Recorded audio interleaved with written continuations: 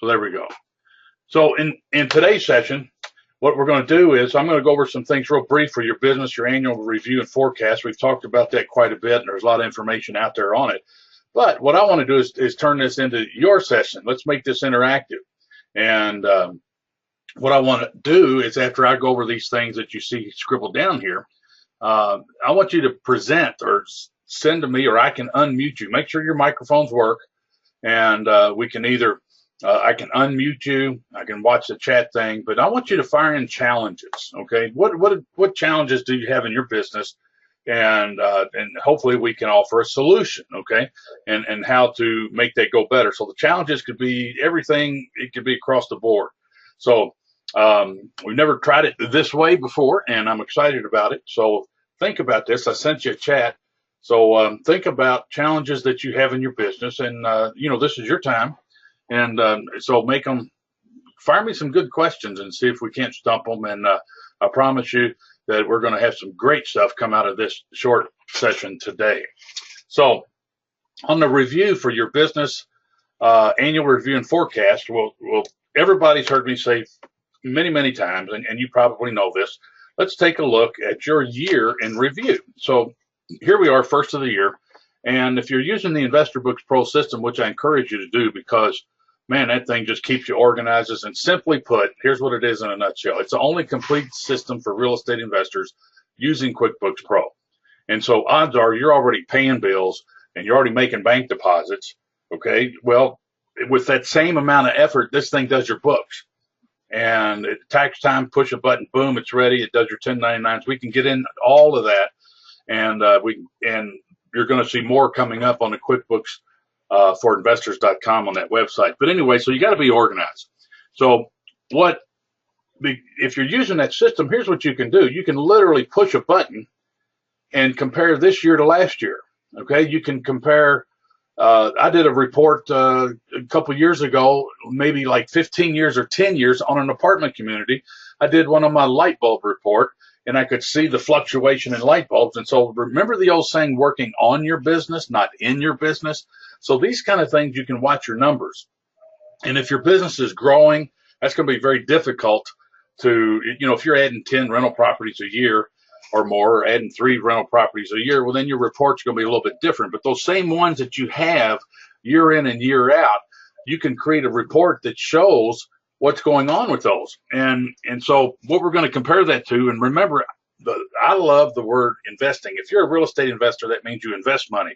You're going to park it somewhere and hope that it grows, okay, and that it produces income for you. So that's buy and hold. Now, a lot of folks will do other things that complement that and support the investing side of their business. So they might do wholesales. They might do that 4-letter F word that I hate to use called flipping in all versions of it. But excuse me, but it's hot on TV and things like that. You can do rehabs, retails, IRA deals, all this and that. Okay, so we got buy and hold is the investment part. You got buy, fix, up, and sell, wholesale, retail. Buy something and retail it, and turn around and sell it with seller financing to investors. But anyway, let's take a brief overview of your business, your annual review, and your forecast. So look at Schedule E, okay? And Schedule E, I'm talking about IRS form Schedule E, and they've got some pretty simple income and expenses. In fact, if I go from memory, there's only 2 income accounts, and those income accounts is rent, okay, and royalties. That's it, okay? These are your income accounts, rent and royalties. That's it. So I get royalties off my book, okay, and I got rent coming in on the properties. Now, what you're not going to find on Schedule E, okay, and this is the InvestorBook side, you're not going to see late charges, daily late charges, storm door change, floor tile, carpet, okay, none. Well, those are income. Late charges, daily late charges, okay, security deposits, all that. All right, now on the expenses on Schedule E, I'm going to guess there might be 10, okay, I'm going to put approximately 10. And over here, you've got advertising, and I think there's phone in there, and these are not in any particular order. I'm just going from memory here. You got insurance, you got property taxes, okay, you've got management, okay, you got insurance, property tax management is in there, what the utilities, okay? So this is broke down into real basic little expense accounts, okay? And there's approximately 10 accounts to use on Schedule E. Now, what you're not going to find in here, okay, and what I'm trying to do, a lot of mom and pop investors, including me, here's what I did when I got started. I went in there and I wanted to track, say, drywall and labor and how many floor tiles was there and how many drywall screws did we get and how many roofing shingles and plumbers and heating and electric and all this and that. That's not on Schedule E, guys. Okay, that's not on Schedule E. That's it in a nutshell. And so if you've got your income and expense accounts just real super long, that's a pain. That is painful. Okay, I've been there. I've done that. Okay, and then what you're going to do at tax time, okay, and I highly encourage you to get a qualified, competent real estate investing expert CPA, okay, or accountant. They're going to take all that stuff that you got and they're going to squeeze it to fit right here. They're going to squeeze it to fit right here. Okay, so what I figured out years ago was, why don't we just start with this and leave it at that? And then it saves me a ton of stuff at tax time. Now, can I still run reports on other things? Yeah.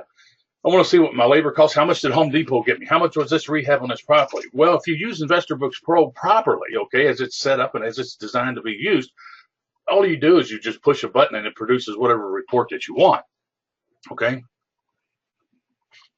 So the organization part of that. So what I'm trying to tell you is you get the InvestorBooks Pro for organization, and at tax time it's a breeze, and it also allows you to keep your finger on the pulse of your business so that you can see and measure and capture every expense that you got, every red cent of expense that you have, every piece of income that you have coming in. It'll track every bit of that.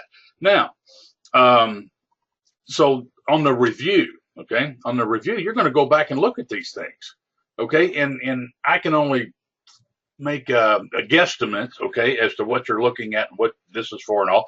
But like on expenses, go through each one of those things on Schedule E and see if anything's out of line.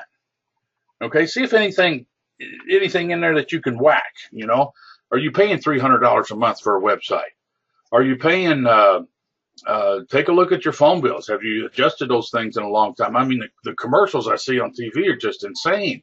Oh, they keep getting cheaper and cheaper. And yeah, they got more hidden fine print and all that stuff, but you know, figure it out. It's a one-time annual review that you're going to do, and it might, you know, save you literally thousands over the course of the upcoming year. So we look at these things here, and you're going to compare that, see how you did the last year if your portfolio is about the same, and the other thing is look at your organization, okay, in the big picture, not just with QuickBooks, okay. But think about your procedures, okay? How do you, and this is what we're going to try to focus on today, and I'm going to get input from you guys here in just a few minutes. But challenges, okay? Do you have challenges in organization? What could that be in your property management, your landlording business? Are you doing repair requests efficiently? Are you getting ripped off with that? Do you have proper documentation? Okay, documentation on buy and hold property is very, very important. Okay, because we've got this federal outfit called HUD and fair housing and things like that. So you're going to need to have simple organization. You know, what about bringing in a part-time office person? How do you blend them in so that it gives you more free time and allows you to do the things that you want, like doing deals, okay, instead of doing what me and you will call grunt work, okay? What about budgets? Okay, have you ever set a budget? And budget can be you can set a budget for the entire year, and this budget can be, now you can set one up inside of QuickBooks and InvestorBooks, okay, but I'm not going to encourage you to do that. I'd rather see you do it on a calendar, on a piece of paper in your man purse. You know, people use all kinds of different things, all this free technology that's out there and available on your phone. But budgets, maybe you're going to say, okay, well, I spent $1,000 a month on advertising last year, and I want to whack that down to $500 a month. Well, maybe you can, maybe you can't, but just the idea of take a look at the budget. And budget also does this. You can do budget for forecasting income. You can do budgets for forecasting expenses. So you could say, okay, I want to up my rents by 10%. Okay. I want to up now in the big picture, not on each individual tenant. Okay. So you can do a budget. I want to focus on increasing my rental income. And how can you do that? Okay. One example. Okay. If you're trying to do it all yourself, especially if you got a full-time job, depending on the number of units you have, I found out that I could hire somebody, and I learned this the hard way. We were owning and operating 75 plus rental properties, working full-time jobs, me and my wife. And when I hired somebody part-time to do that, like 5 hours a week, the late charges skyrocketed because that was her job, and she did her job better than I could do it, just piecemeal and working in 20 minutes here and 20 minutes there throughout a busy, hectic week. So there's a lot of things we can do. So if you've got a question, I hope you got it written down, please raise your hand. And what I'm going to do first is I'm going to unmute you. Okay. And if your microphone works, you can fire in your question. We can discuss it for all to benefit, including yourself. And then there goes her dog again. Thing's sick. Sorry. Rudy. All right. I don't want to scream and holler at you guys, but hopefully it'll settle down here. I'm not feeling well. But anyway, so make sure your microphone works. Raise your hand. Rudy! Be quiet. All right. Now, so if you got a question, raise your hand. I will unmute you. And if you don't have that and we don't have questions firing in, then I'm going to go over to the little chat thing. And is it chat or is it question? No, the question thing. Okay, I'll go to the question thing. Okay, so we got, all right, so let's see, challenges. Remember, I want you to, if you want, throw up a challenge. You can fire in any question you want. You know, now's the time to do our planning. Remember, failing to plan is planning to fail. Remember that old saying? So this is what we're gonna try to kick this in the butt and get it fired up the right way. So somebody got a question? Raise your hand. I can see we got some questions in here, and I want to get, nobody wants to raise their hand and go first. Okay. So Paula Rodriguez says, hello, Mike. Okay. Paul Gill, he says, in like Flint, okay, may not mean anything to the younger group. Okay. So I must have said that. Is that right? So I said in like Flint. Okay. And Fred Helm, welcome aboard here. Fred wants to talk about motivated seller leads. Okay. Now, we can go through this one. I can just hit the highlights of it. Okay. But I really want to focus on the challenges that you have in your business, and getting motivated seller leads is definitely a challenge. Okay. And where are you going to be able to capture motivated seller leads? Well, number one, I say, is your website. Okay. Now, Fred's got a great website. He's a gold member. He's got the Investor Carrot website for free because he's a gold member, and that thing's a cat daddy, and it works. So what you've got to do, okay, is the Investor Carrot website that we have. This one website does everything for you. Okay. So you can find motivated sellers. Okay. You can find tenants. Okay. And you can sell property, and you can also find private lenders. Okay. And do finance properties. So there's all kinds of things you can do with your Investor Carrot website, and that's free with your gold membership. Now, Fred says, but here's where a lot of folks get this take for granted attitude.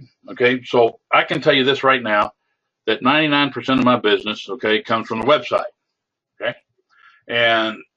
but if I'm growing my business and I want to drive motivated sellers to it, what else are you going to put in place that's going to drive people to your website? Now, here's what's good about your website.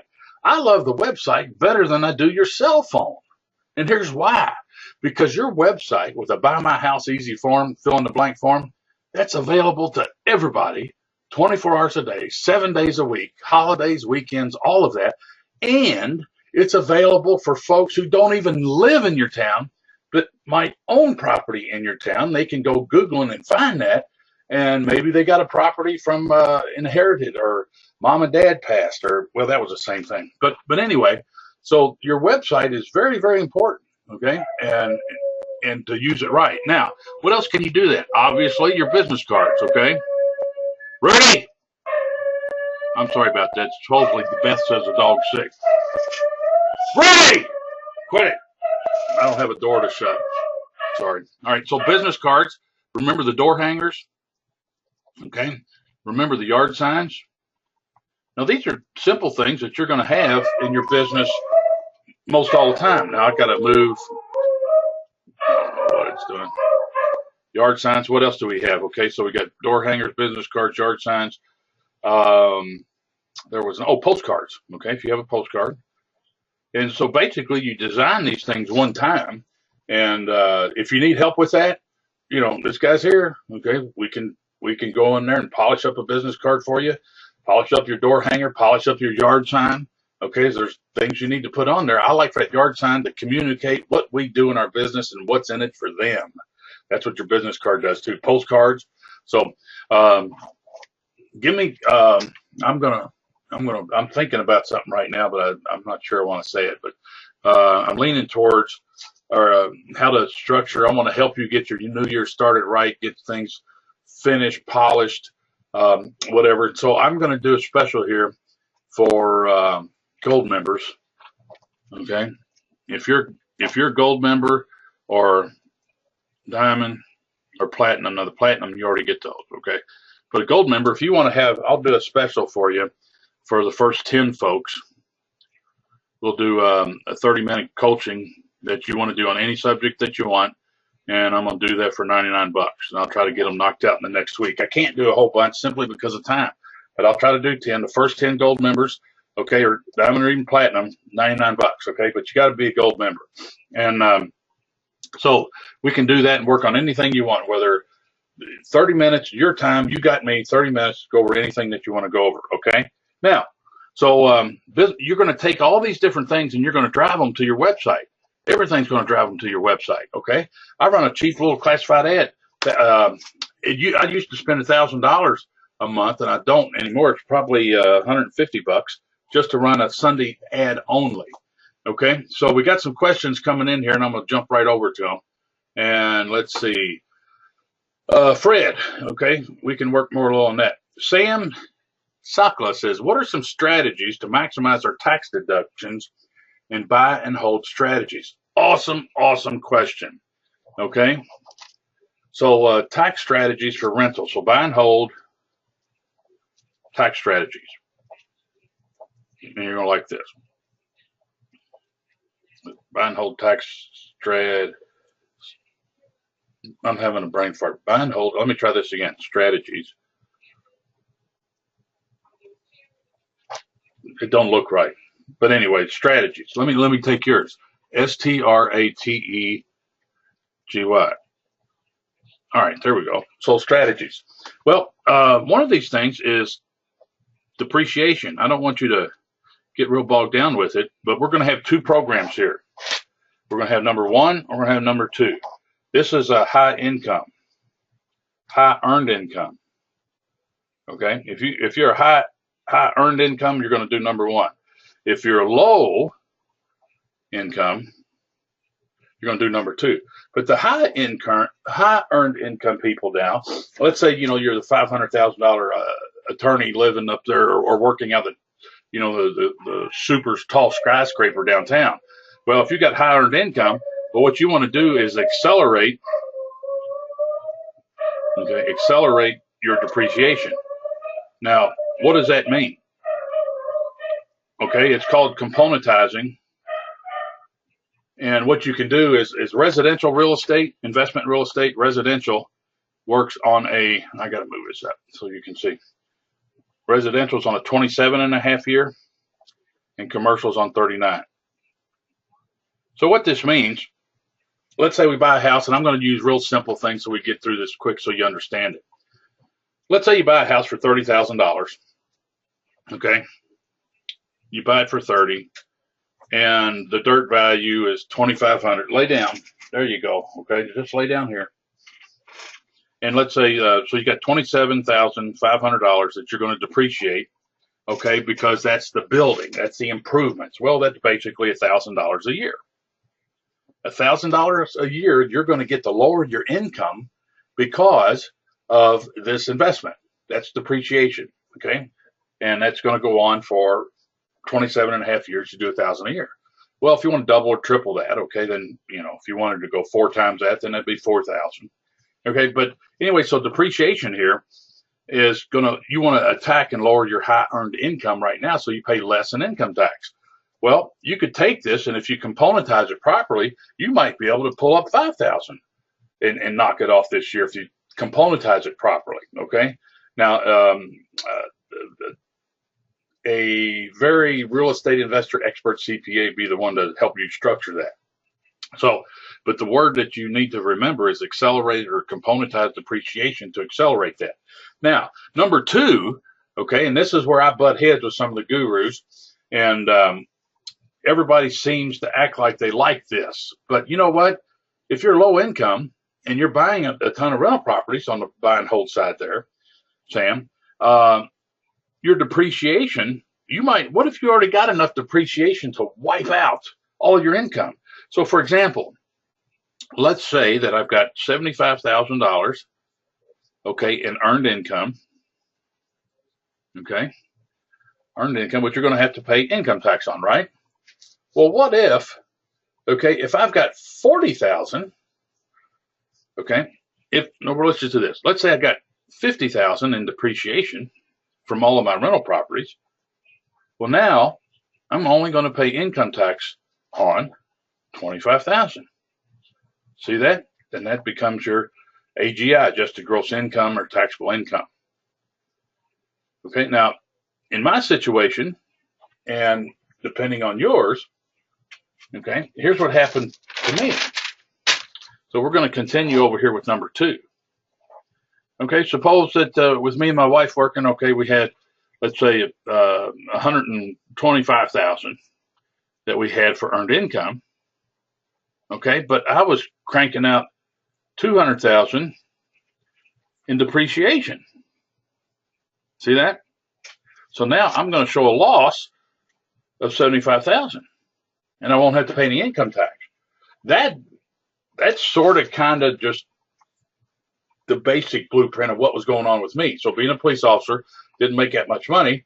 And what happened was I was buying rentals that my depreciation began to stack up, even on the 27 and a half year schedule. Okay. And my depreciation exceeded my income. That's a good thing to have. Well, let me tell you this, Sam. When I got started, I asked my CPA, Mike Grennan, I said, what do the old timers complain about?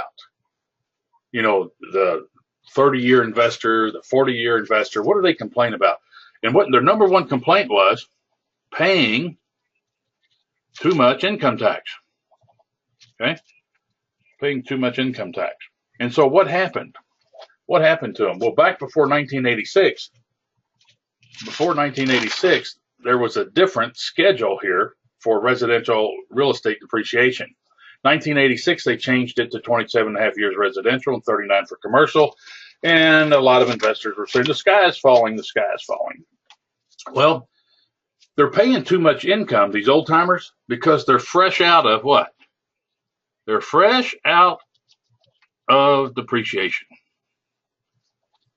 Okay, and I'm just giving you the general overview of this. Okay, this was not intended to give you all the micro details on how to pull it off. But bottom line is this: imagine you make $125,000, and now this is gone. Okay, well now you're going to have to pay income tax on $125,000. That's not fun, is it? No, because they burn up their depreciation. Okay, so what I learned decades ago is I want to keep figuring out how to keep adding to my depreciation. How do I let that pile up? Okay, and so if I've got 200,000 in depreciation right now and it zeroes out all of my earned income, why in the world would I want to accelerate that or componentize it and add more to it now when I get no benefit now? I know that as I get older and I live longer, when I'm going to get these puppies paid off and stuff, I need that depreciation to wipe out some income in future years. As long as depreciation is wiping out your income now, that's great. Okay, but don't pile it on and burn it all up right now. Okay, so you can stagger that out. How can you do that? one of the things that I did back in the day was anything that I did to a house was $500 or more, I capitalized it. And I'm not saying that's right. I'm not saying that IRS, from what I learned from my CPA, Mike Grennan, okay, and I'm going to tell you, check with your expert CPA anyway. They're not going to penalize you for taking any repairs and capitalizing them, okay? What they will get you is if you have something that should be capitalized, like a new roof, and you expense it out that year that you actually do the roof. So once again, you was talking about some tax strategies on that. The biggest one that I can say there is depreciation. Now you're going to hear about 1031 tax deferred exchanges, and those things they have their place in the world, okay? But here's what I did. I had so much depreciation. I was doing these 1031s when I learned about it, and I was hungry for knowledge and this and that. I had so much depreciation, I went in and unraveled these and undid them and went ahead and paid the capital gains tax, remember, because my depreciation wiped it all out. Okay, so Uncle Sam, the IRS, is a partner that you can't live without. So you need to have a basic understanding of some strategies here. And I promise you, if you grew up or grow up in a blue-collar neighborhood like I did, this word depreciation, 5-syllable word, over my head, didn't understand it, okay? And I'm telling you, we could do a full day just on depreciation. But anyway, so that's a tax strategy, okay? The other thing you're going to hear me talk about, and all you guys are super sharp, is that self-directed Roth IRA. And I use equity trust. I've got IRA. Think of them as banks, okay? So I've got self-directed Roth IRAs at Equity Trust. I got a McCama plan with Carl Fisher, fantastic instructor, teacher. And so you got to do that. And the self-directed Roth IRA, I'm going to tell you this. I don't care what age you are, okay? You need to get one of those things. They can outlive you. And take your best or cherry pick some deals and make sure you do a deal a year in it. I mean, just think about wholesaling something. You get something, you don't want to own it, but you can wholesale it to Ralph, another investor, pick up $5,000. Let your IRA do that deal. Ka-ching, you just have a profit, tax-free profit of $5,000 right into your Roth IRA. So it's like you want to pay tax on the seeds or you want to pay tax on the harvest. I'd rather pay tax on the seeds and get the harvest tax-free. Man, we got some questions coming in.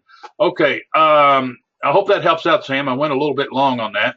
And I'm going to go over here. And remember, microphones come before questions in the little question box. So I'm going to scroll down, see if we got a hand up. If you got a question, raise your hand. I'd love to hear your voice, okay, instead of mine.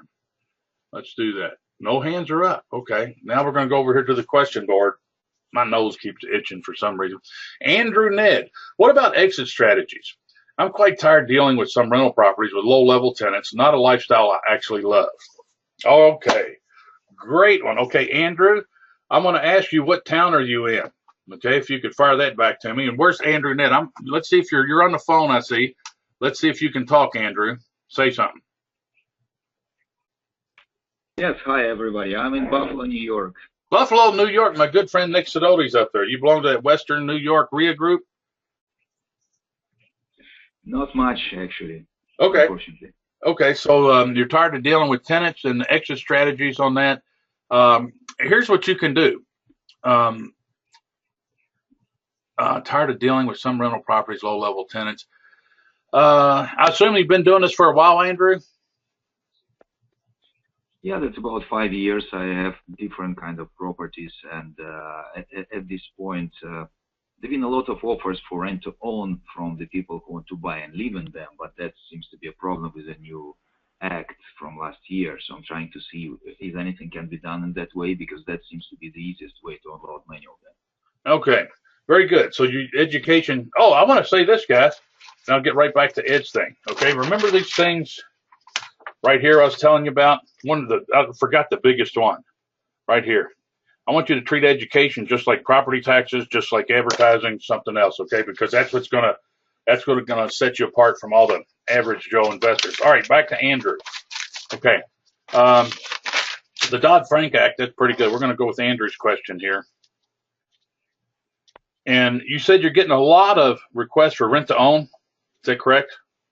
Yes, exactly. Okay. I was surprised, and the properties prices went up. People want to buy them. They cannot get a normal mortgage or loan, and they want to get there. They want to be property owners, but this is the only choice. Oh, okay. Here's that's an excellent question, Andrew, and this will benefit everybody across any town USA with rental property. Rent to own. I want you to think of that as a buzzword for marketing.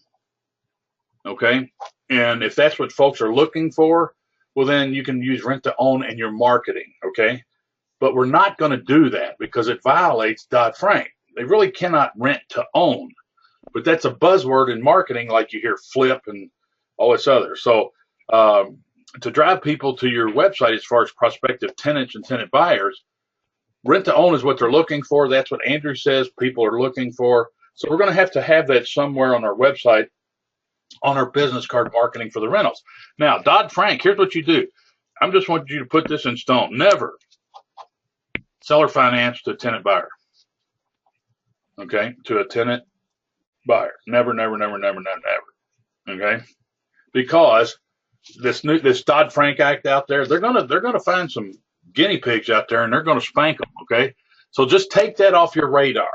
Yeah, you can listen to Harry Borders, my attorney, and he can say, here's how you can do one deal with the Dodd-Frank Act, but it's so cumbersome. Just take it off your radar, and I promise you, you will just have a breath of fresh air, and it's so much easier. Here's how you can pull this off. So this is what you want to do. Andrew wants to unload these things, and he wants to sell them, okay? And he can't do seller financing, a land contract, contract for deed, first mortgage, promissory note, any of that kind of stuff, okay? So what you can do is, here comes the good old-fashioned, and I love this thing, rent, okay? You can do a rent, and over here, you can do option to buy. Option to buy. These are two separate independent things. They don't overlap. You're not going to have, and you're going to hear people call it a lease option. That's fine, but really it's structured this way. You're going to have a rental agreement, okay, a lease. That's one paper, okay. That's one paper here, and this is a whole program by itself, and you're going to have a total separate independent thing in the option to buy agreement. Two separate things. You could literally take a rental house and rent it out to tenants and do a rent. And then you could also do an option to buy with an investor, okay? And I'm just trying to show you how these two things need to be separate. You could do an option to buy. I could sell Andrew an option to buy on one of my rental properties here in Louisville, Kentucky, and it has nothing to do with the tenant. Okay, it just has to do with option to buy. And so I'm going to lock in a sale price for a specified period of time, usually 1 year when we're the seller. And then he's got 12 months basically to exercise his option to buy, which means cash me out. And exercising that option happens at the closing. So two separate things. So Andrew, in your situation, you could offer, okay, people are going to call it lease option. You're going to, rent, and I call it rent with option to buy.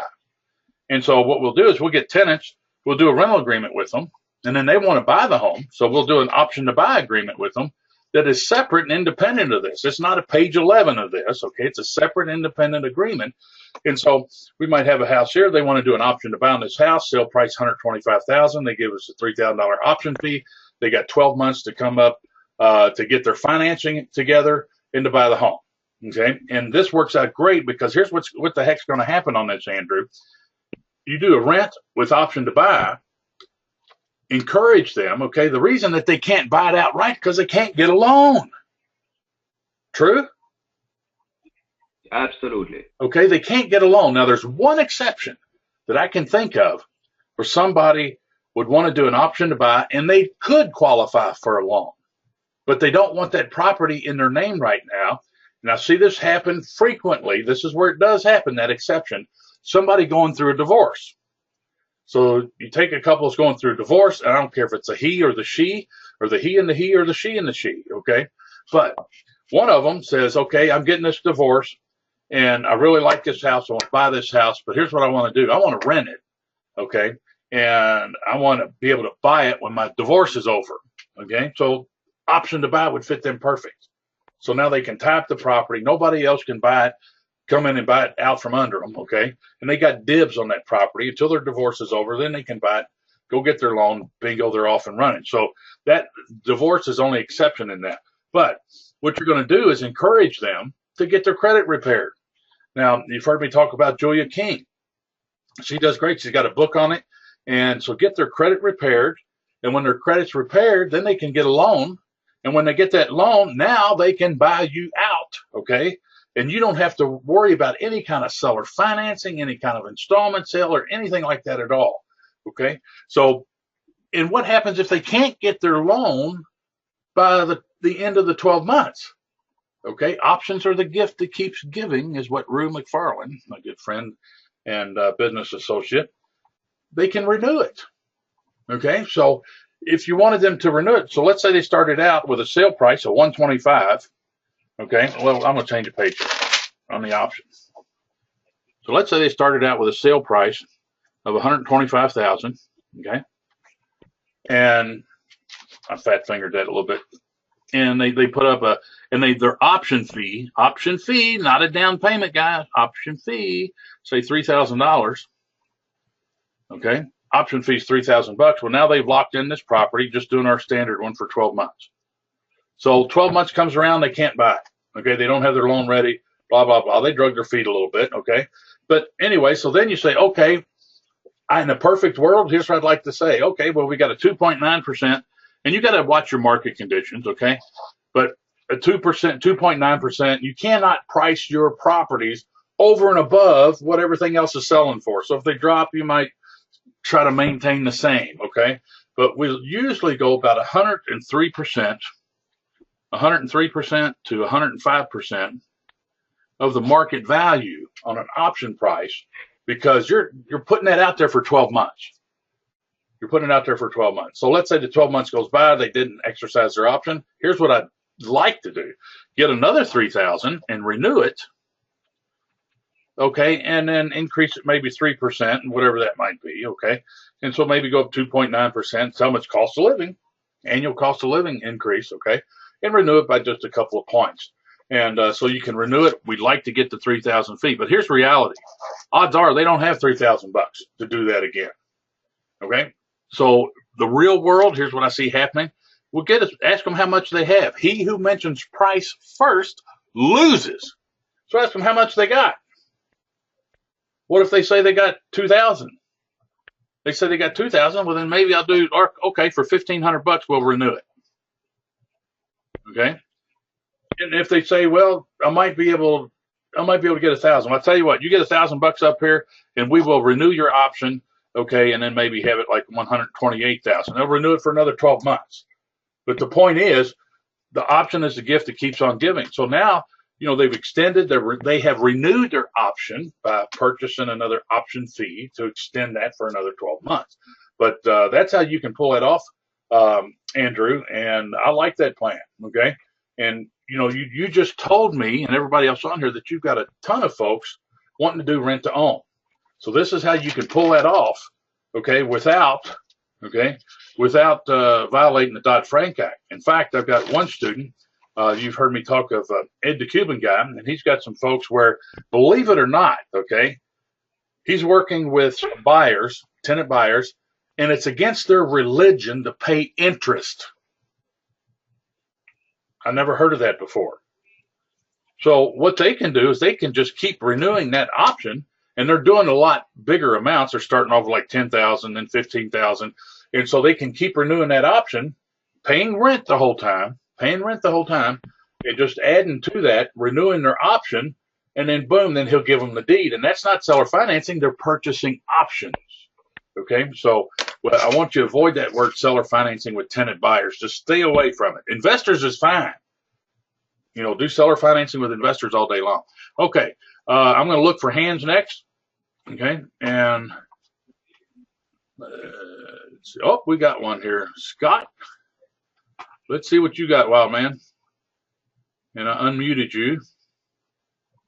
And we got a bunch coming in here. Okay, I'm gonna mute you, Andrew. Hey, Mike. All right, who we got here, Scott? Yes, this is Scott in Kansas City. Kansas City, come in, wild man. Come in. Well, yes, sir. I just wanted to touch base and ask some pros and cons questions. I'm running across some rental properties that are preoccupied, and I don't know if it's more pro or more con when you buy a property that's already loaded with a tenant, because I think a lot depends on how it's papered up, and I just wanted to see if I get some words of wisdom on the pros and cons of that. Okay, that's Bill Taylor, Julia King for credit repair. Okay, Scott, here's what it is. Drive by the house. Go in there, knock on the door, look at it, see how they live. Okay, that's your crystal ball. So if you go over there and the place is tore all to heck, and you can tell driving down the street that that's a rental property, and they got the yards all unkept and all that, well then they got to go. And I got a whole program on that, inherited tenants. And Okay. And and when I got started, I would force that tenant to be out of there before I would buy it. If they're butt ugly, okay. Sometimes you can get a better deal if you tell the investor, "Hey, I'll take care of your nasty tenant," and you can get a better deal by taking that problem that they have and you solve it for them.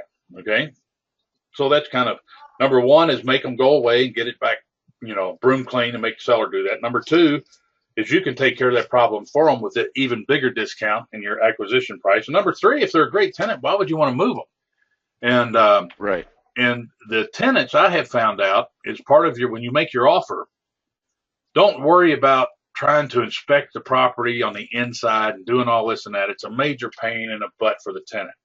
What you're going to do is I want you to structure the deal with your seller, and then what you're going to have in your purchase and sale agreement, in your offer, is once we make out the financial arrangements and we got a deal, then you get within 72 hours to schedule an appointment with that tenant to inspect the interior of the home. And I got an inherited tenant form, and you go in there instead of acting like a landlord, okay, and you're going to treat them like a number. Just go in there and you'll say something like, "Hey, Lucy, my name's Mike. I'm working, I work for the property manager here. And, I'm supposed to do an interior inspection with photos. And I'll tell you what, you live here, you show me what's wrong." Oh, they love you for it. Okay. They'll love you for it, and they'll take you around, and they'll just bump their gums and go on and on and on and on. They do a better home inspection than you could. Okay. So I got to take pictures of this, and I got to take pictures of every room. That becomes their move-in inspection. Good point. Okay. And then, you're thinking, but I got a lease with this other seller, the previous owner. I went through that headache when I got started. As long as you and the tenant agree to terminate that other one, you can start off with a fresh start. You got your move-in photos, your move-in inspection. It's just awesome. That's a basic overview of it. Okay. So sometimes nice. Good. You like that?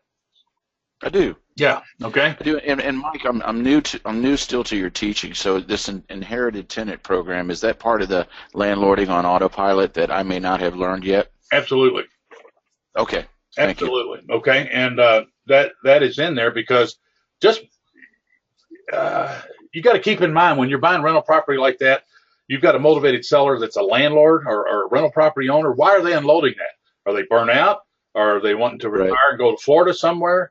There's opportunity for seller finance. There's all kinds of opportunities there when you're going to buy rental property. If it's bank owned, well then, they still have those things out there. But it's got to be a win-win. It's got to be a deal for you, or don't buy it.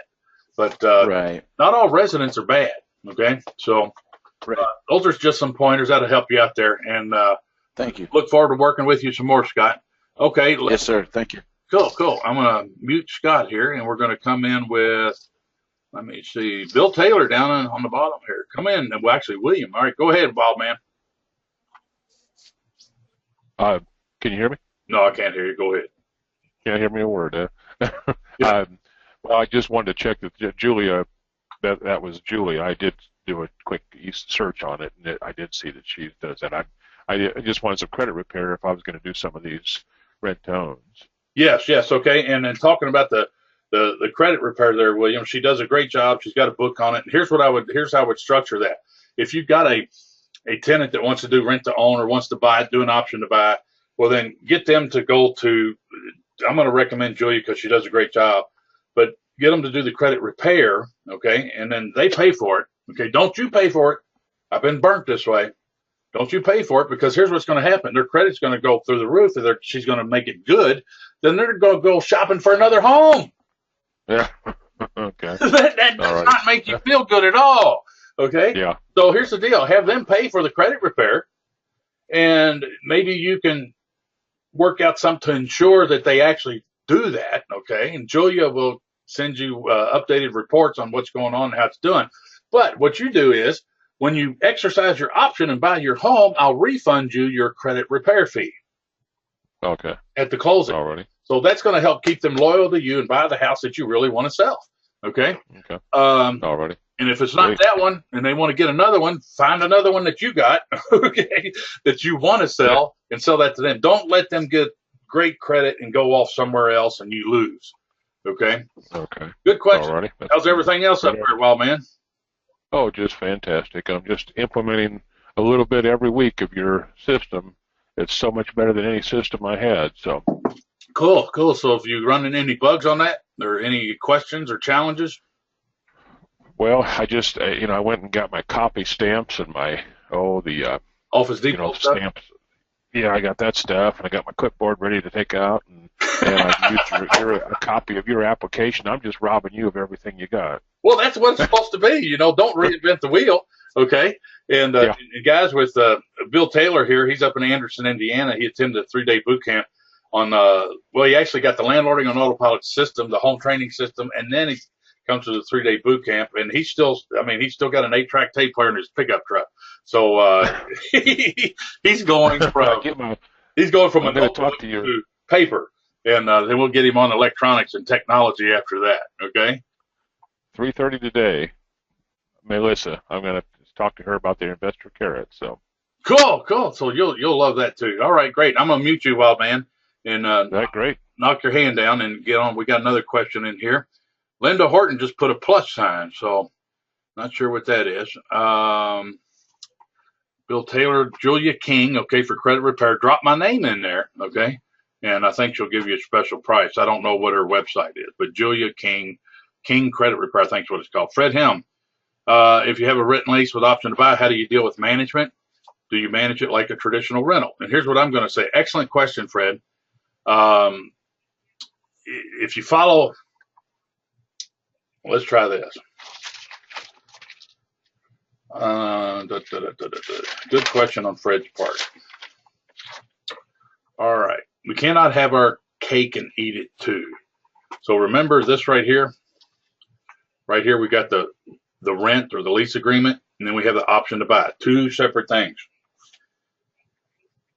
And to follow the landlord-tenant law in my state, these folks are a tenant. Therefore, if they're a tenant, who's responsible for all the maintenance? We are. Okay, for the repairs, things like that. Now, here's what I do. I've had this happen, been through the School of Hard Knocks.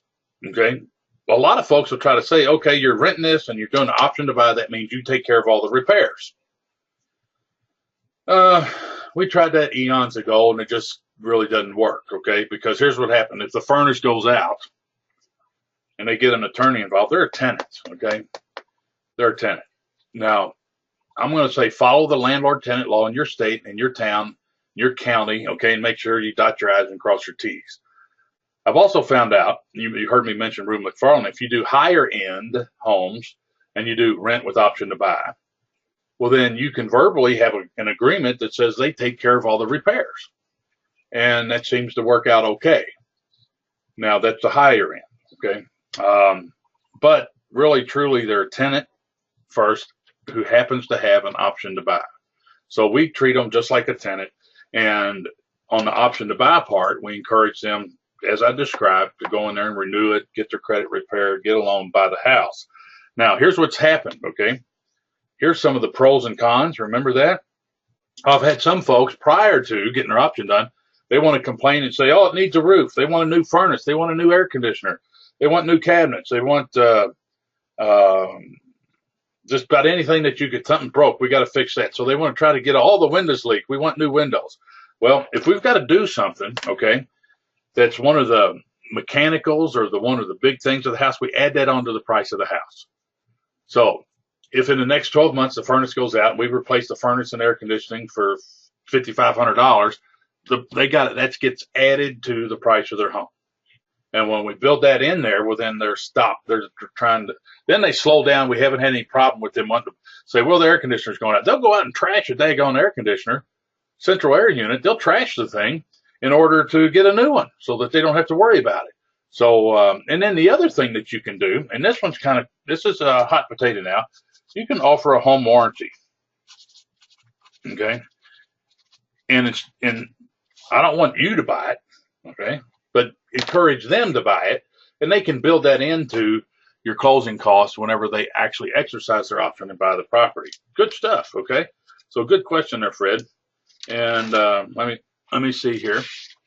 We've got more questions coming in. We got Bill Rafter, good friend over in Lexington. He says, Mike, we've had good luck having the tenant buyer pay a fixed amount of repairs monthly or buy a home warranty program. That's what I was just talking about, okay, to take care of major repairs. Good. That's excellent, Bill. Bill, do you provide rent credits or seller concessions on your rent-to-owns? No, no, no. No, no, no, no. If you allow any part of their rent to go towards a purchase price, guess what you've just done? You've given them a gnat on an elephant's butt equity in that property. And if they've got a decent lawyer, not a sharp one, a decent lawyer, that lawyer's going to say, oops, okay, they got an equitable interest in that property. You cannot evict them. You have to foreclose. Now, remember up here, never ever call this a down payment. If you call that a down payment, folks, guess what else they got? Now they got an equitable interest in that property. Option fee, okay? Good one. Never ever, okay? No rent credits, no seller concessions, none on the rent-to-own. Bill Taylor, is that in your rent-to-own agreement for the option person to pay for new mechanicals?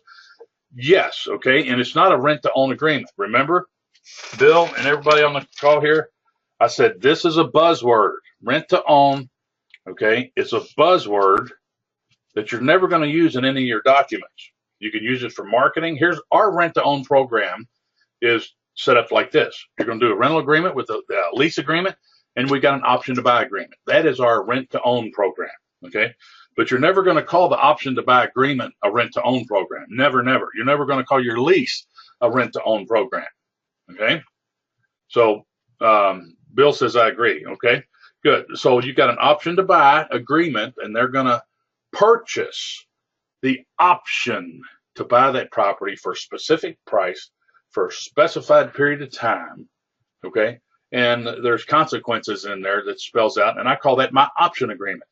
Now, my option agreement, $30,000 is what it costs me because we had a big trial, and some Podunk, Kentucky County judge said that sending an email on the last day of the option agreement was exercising the option. that they're sending an email saying we're going to go meet with the loan officer next week. Their option expires at midnight tonight. We get the email at 4 o'clock on that Friday, and the judge said that's exercising the option. Cost me $30,000. So I'm very, very my option to buy agreement is very precious. How's that? Okay, so that's cool. All right, I've been asked to do a class on that, so if you want one, that's good. Let me see if we got more. Wow, look at all these questions coming in. And what about that? I think I got that one. So, but look, oh, I see what happened. These things got bumped down. Hold on, I'm gonna try to get through these in just a couple minutes. We got Sam had tax strategies, Andrew exit strategies, Andrew rent to own, Bill tax trade, Will a roof. He's got Bill Taylor's tax strategy with roof do 1/2 1 year and 1/2 the next, write it off as repairs. Yeah, I've done that, and so that's more the advanced thing. If you qualify it as a necessary repair, and you don't want to, what Bill's saying. Remember we talked about depreciation. Well, you could do the front half of the roof this year and write that off as a repair. You didn't replace the whole thing, okay? So therefore, it's not a capital improvement. But you repaired the front half, and then later next year you repaired the back half. And that I've been told that that's one way where you can expense a roof over 2 years instead of capitalizing it over whatever the life of a roof is. But here's what I'm going to say here: always check with your tax advisor on that, okay? Because I'm not current up to date on all the details involving the IRS, but I've heard of that strategy, Bill. That's pretty cool. Okay. Linda Horton got a plus sign. Did you say Julia King? Yep. Fred, managed like traditional rentals. Bill got that in there. Bill. Okay. So we did the option agreement. Bill. option program, is that a separate program that you sell? I don't have a course on that, Bill, because I don't want that out there floating around, and so I'll do one-on-one training with you and give you that form, and that's how I'll set that up so that you use it properly. And I don't want to package that up in a home training system. And remember, I said that's very precious. That one form cost me $30,000. Okay. Bill says, write at least an option course. It'll be the biggest seller. Nah, I've been told that too. Thanks, Bill, for the attaboys. Rocky Rudder says, compare mutual funds, to withdrawing cash to buy properties and other investments. Well, mutual funds, believe it or not, Rocky Rudder. What town are you in, Rocky? Let me see if I can find him on here. I think we've talked to Rocky before. Okay, Rocky, come in. Can you hear me? Oh, hey, how you doing, Mike? Oh, we're in Oklahoma. We're what? We're in Norman. Boomer Sooner. Norman, Oklahoma? Yep. Okay, so you know Donovan and Corey and Jason Simpson and Corey and all that bunch. Yes. Sure do. Okay. You had a real general question here. Please compare mutual funds to withdrawing cash to buy properties, other investment strategies. Well, here's what I'm going to say with that. Odds are you got some kind of investment vehicle, whether it's 401k, traditional, whatever, that's doing these mutual fund things. Before you do that, I want you to write down the name of this book. It's called Conspiracy of the Rich. Okay, and I'll see if I can. It's Conspiracy of the Rich. I got the audio book. Okay. Conspiracy. I'll look that up. Conspiracy of the Rich, and this is by Robert Kiyosaki, the same guy that did Rich Dad Poor Dad, and I get the audio book, and I want to say it might be 9 hours, but that was an eye-opening book on the big picture of our U.S. economy and where it's going, the history of it, and its cycles and things like that. Very, very powerful book. It changed my whole line of moving forward in the different types of investments that I'm going to do. But that book, and the author is Robert Kiyosaki. I'm not sure how to pronounce his last name, but if you go to Amazon or something, I don't think we have it on our website. Robert Kiyosaki, same guy as Rich Dad Poor Dad. And do that before you take any action on that stuff. And I think it'll be an eye-opener, and I want to get a book report from you, okay? Very good. Will do. Okay. Thanks, Mike. So that's good. And there's so many things with that general. Let me see, Rocky. I'm going to mute Rocky here.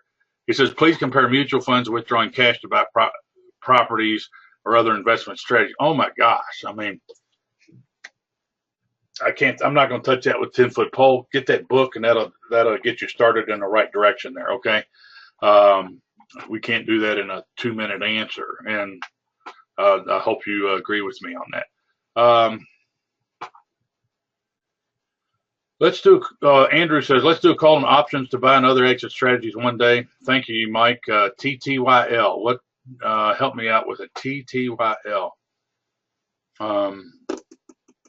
That's a new one on me, okay? Jerome says, on that repair, can you do one side on December 1st, 2015, do the other side January 15th, 2016, fit it in the tax year? Okay, Jerome, let me tell you something here, buddy. I got to get you on this. Because let's see where Jerome is. Let's see if your microphone's working, my friend. Is it? Jerome. Yeah, I got my mic. Okay. Yeah. Now you're thinking like an investor. Okay. And that's what they do. So they get a little bit of this information here and a little bit of that there. Can we squeeze it or twist it and make it fit over there? You know, that's what we do. That's why we're successful and things like that. Now you want to make sure it's all legal, but man, you hit a home run. I'm going to read that question again. It's that powerful. Okay, where did it go? Here it is. Jerome says, on that repair, okay, can you do one side of the roof on December 1st, 2015, and do the other half on January 15, 2016, fit it into each tax year? Absolutely. Okay, but once again, check with your tax advisor, okay? And because they're the experts there, but the creativity, your way of thinking, Jerome, is bullseye. Okay, that's good. What town are you in, Jerome? I'm in Bedford City, Virginia, right 30 miles east of Roanoke, Virginia. Okay, that gives us a neck of the woods, as that fella says on TV there. Okay. Yeah, I'm originally from New York, though. I did most of my life in New York. I'm down here on a more or less semi-retired.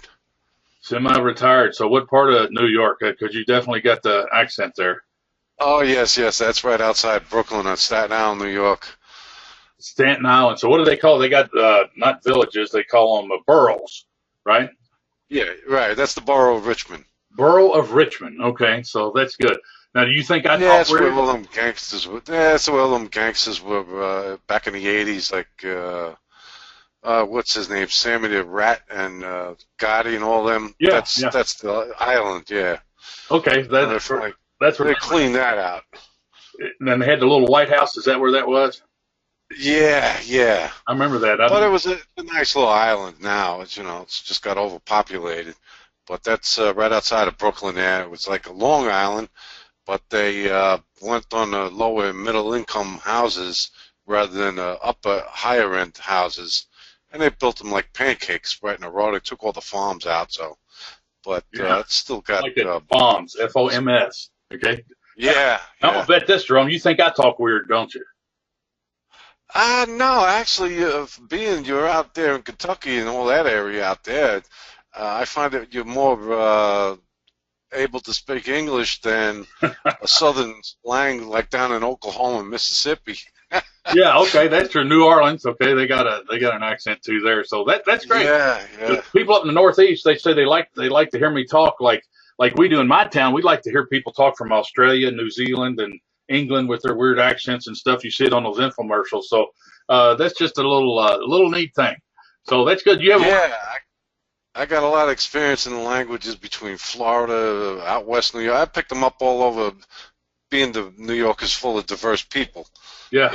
And I lived in several states like Florida, Virginia, and through the travels, I got along with everybody. So picking up when I first heard the slang from the country guys, it sounded weird, and I said, why do these people talk like this? But that was their way of talking. And it comes from the old Civil War days. They didn't want you to know what they were talking about. It's basically simple. If you said, I borrowed your car, because they're not saying borrowing, but they borrowed the car, and there's a methodology to their language. So it's kind of diverse, but I get along with them. You just have to decipher it. They don't really want you to know what they're talking about or commit themselves to borrowing your car. They just want to borrow it. Yeah. Without permission. That's good. So maybe we could do how to speak this language or that dialect or this and that. And there's a program out there. I see it in the airport all the time that teaches you how to speak different languages. I'd know it if I heard it. It's got a yellow box and it's got a name begins with an R, and I just can't remember that. But that's good. So excellent question there, Jerome. I love it. And I picked that question up out of because I was interested in commercial investing on multifamilies, and when I was in my younger years, I used to see the guy do only a half a roof, and I wasn't even a buyer. I was just a laborer. Mm-hmm. He'd go up on this flat of a multifamily building, rip open half the roof, and just put half the roof. So I could never understand that until I started in the past 5 years getting invested in commercial properties. And here it was. Somebody would say, do only half the roof this year, and then wait till next year and do the other half. Well, the other half of the roof, you got the money for it now. Why don't you do it now? Because you always have the money in your hand. You spend it. You don't get to do the other half. Yeah. So I could never understand that until you just answered it for me. And on the tax purposes, of which I studied previous 2 years ago, and that's exactly what it was. It was a tax structure, and I couldn't see how we could tax the same project twice without the IRS catching on it, but it's exactly that, and that's what I had intentions in finding out of, and you just answered it for me, and it was a very tough question. Okay. You just got to make sure you do it right. That's right. So to take your little comment there, your question, and take it to the extreme, the max, imagine this. December 31st, you do the front half, and January 1st, you do the back half, okay? Now, once again, I'm going to say check with your tax advisor first, okay? Yes. But your creative way of thinking. Remember there was a show on TV, I don't know if they still do it or not anymore, but this was a big learning experience for me. It was called Extreme Makeover.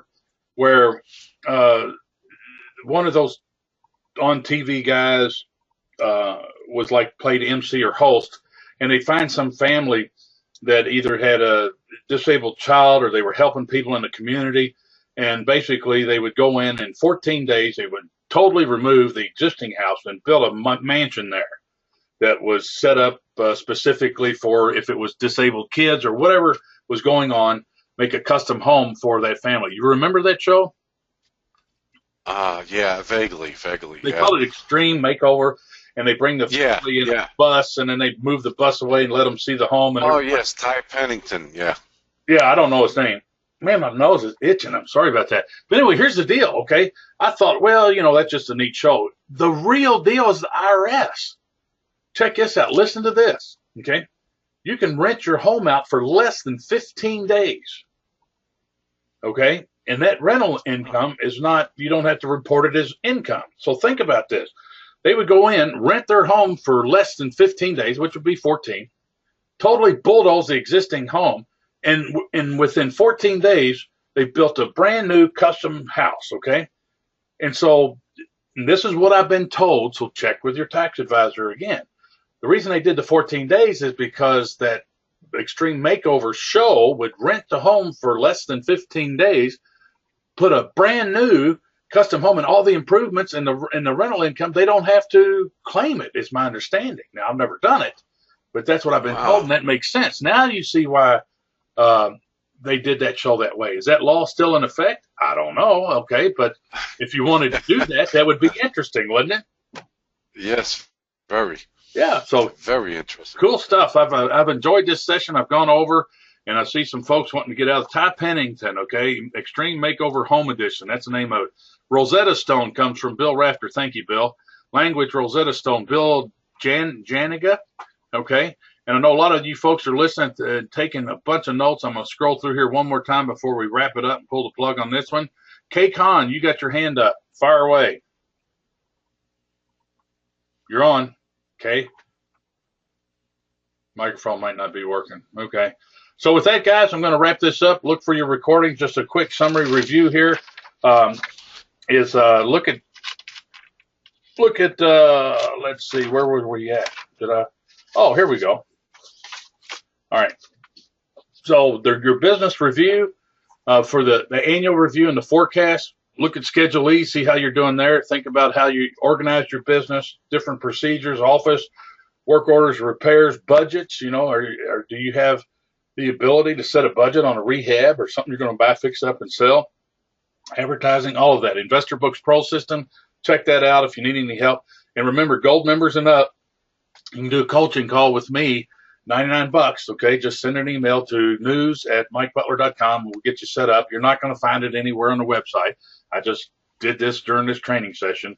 Okay, and I'm only going to do 10. Okay, because I just don't have that much time. Okay, but I want to help you out. So the first 10, $99 a pop. Send me an email, and we'll have a date time stamp. We'll take the first 10, and we'll get this thing scheduled and get you kicking off this year in the right direction and wrapping up the new year really good and turbocharging your business. So go out there and make some offers, have some fun, and enjoy life. Adios.